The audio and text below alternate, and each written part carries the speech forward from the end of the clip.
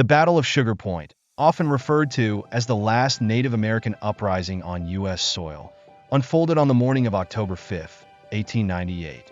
A small group of pillager Ojibwe warriors confronted approximately 100 United States soldiers near Sugar Point on the shores of Leech Lake. The confrontation began around 11:30 a.m., with the Ojibwe firing from the surrounding woods, catching many young and inexperienced soldiers off guard. Despite the chaos, the officers managed to organize their troops into a defensive skirmish line around a nearby cabin. Two main issues sparked this conflict. The first was the exploitation of dead and down timber on the Leech Lake Reservation by logging companies.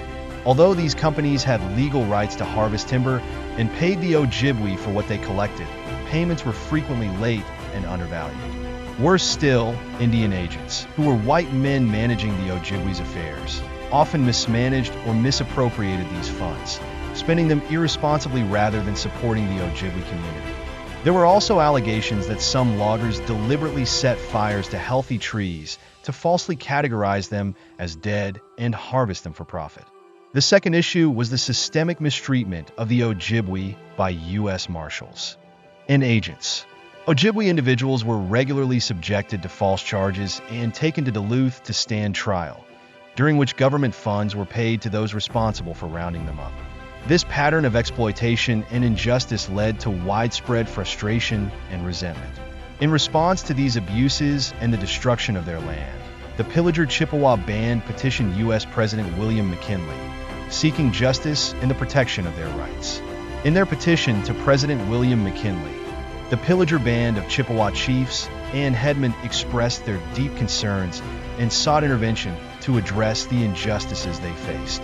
They wrote, "We, the undersigned chiefs and headmen of the pillager band of Chippewa Indians of Minnesota, respectfully represent that our people are carrying a heavy burden, and in order that they may not be crushed by it, we humbly petition you to send a commission to investigate the existing troubles here.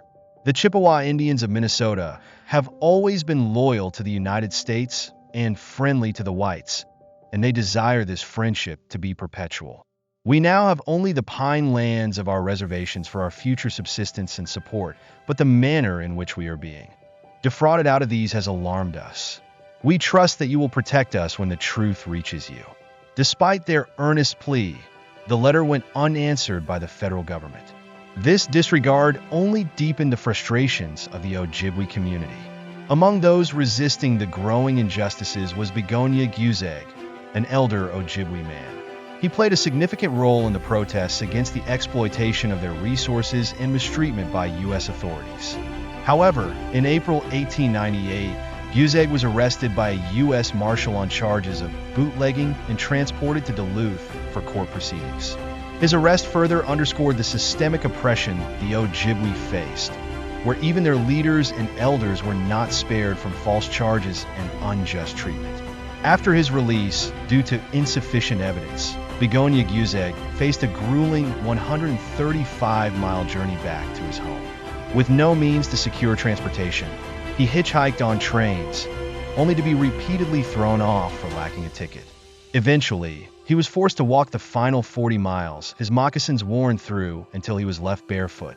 This harrowing experience marked a turning point for Guzeg, who vowed never to allow himself to be arrested again. Despite his resolve, trouble arose again on September 15, 1898. Guzeg, along with Shaban de Shirkong, another Ojibwe man, traveled to the nearby native village of Onegum. There, they were seized by a U.S. deputy marshal and a U.S. Indian agent as witnesses to a bootlegging operation. The two men were to be transported to Duluth, a prospect that filled Guzeg with dread given his previous ordeal. Realizing the danger, Guzeg cried out for help. The local Ojibwe community in Onegum, hearing the pleas of one of their elders, swiftly responded.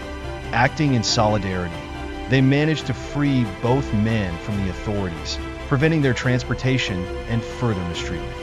This act of defiance further illustrated the growing tensions between the Ojibwe people and the U.S. government, setting the stage for the confrontation at Sugar Point. After escaping the custody of U.S. authorities, Begonia Guzeg and Shabunishakong fled across Leech Lake to Sugar Point. In response, Lieutenant Chauncey B. Humphreys led a small force of 20 soldiers to Onegum, where they attempted negotiations with Ojibwe representatives. When the talks broke down, U.S. scouts were sent to Bear Island, across from Sugar Point. The scouts reported that Guzeg and his followers were refusing to surrender, prompting Humphreys to call for reinforcements. Brevet Major Melville Wilkinson, accompanied by General John Bacon, led 77 additional soldiers from Fort Snelling to Walker, along with U.S. Marshals, Deputy Marshals, Indian Police, and several reporters. On the morning of October 5, 1898, the group boarded 2 small steamships and a barge, crossing Leech Lake to reach Sugar Point, where Guzeg's cabin was located. Upon landing, 2 of the pillagers involved in the earlier escape were arrested. However, Guzeg and Shabundashakon were nowhere to be found, likely having fled before the soldiers' arrival. While the army searched the nearby woods for other Ojibwe who had assisted in the escape, they found no one and set up camp near the cabin. Meanwhile, around 20 Ojibwe warriors took concealed positions in the woods surrounding the area.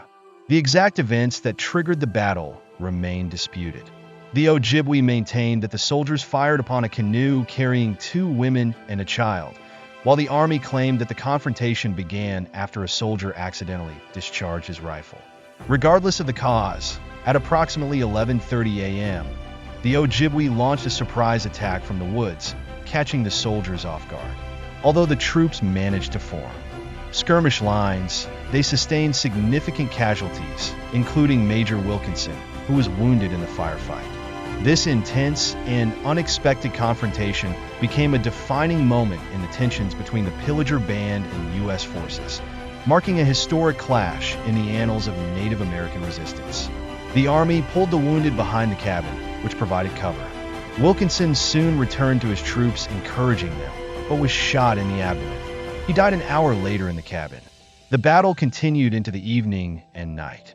Gunfire from the Ojibwe became less frequent, but some would take occasional shots throughout the rest of the day and night. That night, Indian officer George Russell was allegedly shot by mistake by a soldier who mistook him for a native. The next morning, the army retreated from Sugar Point back to Walker. In the fight, the Ojibwe didn't suffer any casualties, while the U.S. suffered 7 killed and 19 wounded. The initial report of the fight sparked panic and fear. Newspapers spread false claims of 100 soldiers killed, a massacre, and a native uprising. Some settlers expected attacks on nearby white settlements. Following that, 200 additional troops carrying a Gatling gun were sent from Fort Snelling to Walker. The Minnesota National Guard mobilized, while local settlers organized into militias.